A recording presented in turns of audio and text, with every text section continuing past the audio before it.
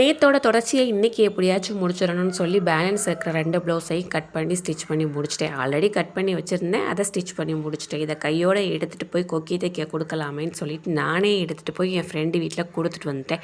எப்போதுமே ஒரு வேலைக்கு யாரையாச்சும் நாடிக்கிட்டு இருந்தமாக்கோ கடைசி வரைக்கும் அந்த வேலை நடக்காமலே போயிடுது. அதனால தான் இந்த வேலையை நானே முடிச்சிட்டேன். இது என் ஃப்ரெண்டோட சாரீ தான். சென்னையிலேருந்து கொடுத்து விட்ருந்தான். 3 சாரீ கொடுத்து விட்ருந்தாப்புல. இந்த ஒரு சாரீ வந்து நான் இன்றைக்கி மட்டும் எப்படியாச்சும் கண்டிப்பாக ஸ்டிச் பண்ணி சென்னைக்கு ஒரு ஆள் போகிறாங்க, அவங்க கிட்ட கொடுத்து விடணும். காலையிலே சாரியையும் பார்டரையும் தனித்தனியாக பிரித்து அளவு எல்லாமே நோட் பண்ணி வச்சாச்சு. அதுக்கப்புறம் வீட்டு வேலை, தையல் கிளாஸ் அப்படின்னு நேரம் போனதுனால சாயந்தரமாக தான் இதெல்லாம் வந்து கட் பண்ண வேண்டியதாக இருந்துச்சு.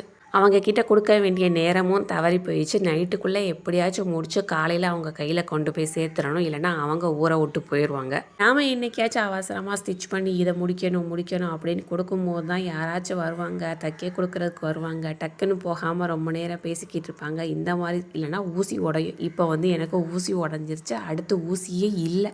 ஸ்டிச் பண்ணிக்கிட்டு இருக்கும்போது நைட்டு 10:30 மணி ஆச்சு. இனிமேல் போய் ஊசியும் வாங்க முடியாது, காலையில் ஏர்லி மார்னிங்கும் போய் வாங்க முடியாது. நம்ம வேலையெல்லாம் எப்போ முடிக்கிறோமோ அப்போ தான் போய் வாங்கணும். எப்படியாவது இதை வாங்கிட்டு வந்து தைச்சு கண்டிப்பாக கொடுத்தே ஆகணும். அது எமர்ஜென்சி டைத்தில் ஏதாச்சும் ஒரு நடக்கும்போது அவ்வளோ ப்ரெஷராக அவ்வளோ டென்ஷனாக இருக்கும். இந்த மூக்குத்தி அம்மன் படத்தில் ஹீரோ வந்து சாமி கிட்ட நின்று வேண்டுவார் இல்லையா, என்னால் முடியலை, ரொம்ப டயர்டாக இருக்குது, நானும் என்னென்னவோ பண்ணுறேன் ஆனால் என்னால் முடியலை அப்படின்னு சொல்லி வேண்டுவார் இல்லையா, அந்த மாதிரி ஒரு சூழ்நிலை தான். ஆனால் நம்ம சொல்கிறதெல்லாம் கேட்கும்போது இறைவன் ஒருத்தர் இருக்கும்போது நம்ம ஏன் போய் அடுத்தவங்க கிட்ட புலம்பணும் அப்படின்னு எனக்கும் தோணும்.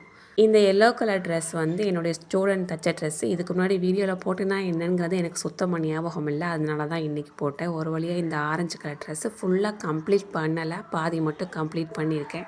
இந்த பார்டரில் இருக்கிற பேட்ச் ஒர்க்கெல்லாம் எடுத்து ஜஸ்ட்டு கிட்ட கிராஸாக ஒரு லைன் மாதிரி கொடுத்து அதுக்கப்புறமா கையிலையும் கொஞ்சம் கொடுத்து முடிச்சிருக்கேன். சைடு ஜாயின் மட்டும் பண்ணியிருக்கேன். கீழே இருக்கிறத மடித்து தைக்கிறதுக்கு முன்னாடி ஊசி உடஞ்சி போச்சு. ட்ரெஸ்ஸு எப்படி இருக்குது அப்படிங்கிறதையும் கமெண்ட்டில் சொல்லிவிட்டு இந்த வீடியோ பிடிச்சிருந்தால் லைக், ஷேர் அண்ட் சப்ஸ்கிரைப் பண்ணிக்கோங்க. நாளைக்கு பார்க்கலாம்.